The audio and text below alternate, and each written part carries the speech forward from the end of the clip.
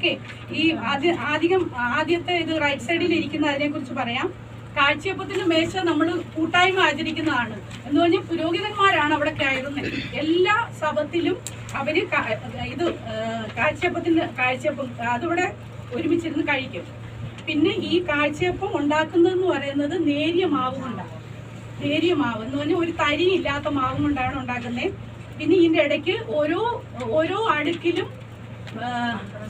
ഇത് എന്തുവാ കുന്തിരിക്കം വെക്കും. 6 വെക്കുന്നത് എന്ന് പറഞ്ഞാൽ ഈ 12 എന്ന് പറയുന്നത് ഈ 12 ഗോത്രത്തിന്റെ പ്രതീകമായിട്ടാണ് വെച്ചേക്കുന്നത്. വീഞ്ഞും അപ്പം നമ്മുടെ ജീവന്റെ അപ്പമാകുന്ന യേശുക്രിസ്തുവിനെ കുറിച്ചാണ്. ഓക്കെ.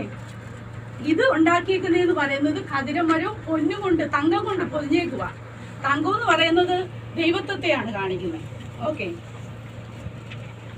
അത് കഴിഞ്ഞിട്ടാണ് ജസ്റ്റ് ഓപ്പോസിറ്റിൽ വരും ഈ നിലവിളക്ക്. 7 നിലവിളക്ക്. 7 നിലവിളക്ക് 7 കവരങ്ങൾ ഉണ്ട്, ബ്രാഞ്ചസ് ഉണ്ട്. അതെന്ന് പറയുന്നത് പ്രകാശത്തെയാണ് കവരവിളക്ക്, വെളിച്ചത്തെയാണ് കാണിക്കുന്നത്. ഇതിനകത്ത് ഇടിച്ചെടുത്ത ചക്കിയിലാട്ടിയൊന്നുമല്ല, ഇടിച്ചെടുത്ത തെളിഞ്ഞ ഒലിവെണ്ണയാണ് ഇതിനകത്ത് ഉപയോഗിക്കുന്നത്.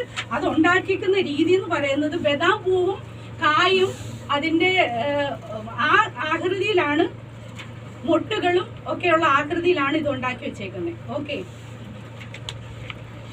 പിന്നെ അടുത്തതാണ് ധൂപപീഠം. അതിവിശുദ്ധ സ്ഥലത്ത് കയറുന്നതിന് മുന്നേ ഭാഗത്താണ് ആ ധൂപപീഠം ഇരിക്കുന്നത്. ധൂപപീഠം ഉണ്ടാക്കുന്നതും മറ്റേ കവരവിളക്ക് ഉണ്ടാക്കിയിരിക്കുന്നത് തനി തങ്കം കൊണ്ടാണ് മൊത്തം ഉണ്ടാക്കിയിരിക്കുന്നത്.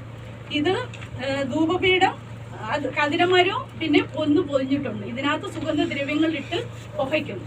അതെന്ന് പറഞ്ഞാൽ പുക പ്രാർത്ഥനയെ കാണിക്കുന്നു. ഇത് 3 ഐറ്റംസ് ആണ് അവിടെ ഉള്ളത്. അവിടെ പ്രകാശിക്കുന്നതെന്ന് പറയുന്നത് ഈ വിളക്കിന്റെ വെട്ടമാണ്. ഓക്കെ. വെളിയില് എന്ന് പറയുന്നത് സൂര്യന്റെ വെട്ടം. ആ വിശുദ്ധ സ്ഥലത്ത് ഇതിന്റെ വെട്ടം അല്ല, വിളക്കിന്റെ വെട്ടം. അത് കഴിഞ്ഞിട്ട് നമ്മള് കയറുമ്പോഴാണ് പെട്ടകം. അതിവിശുദ്ധ സ്ഥലത്താണ് പിന്നെ കയറുന്നത്. ഈ പുരോഹിതന്മാരൊക്കെ ശുശ്രൂഷ ചെയ്യുന്ന വിശുദ്ധ സ്ഥലം വരെ പോകത്തുള്ളൂ.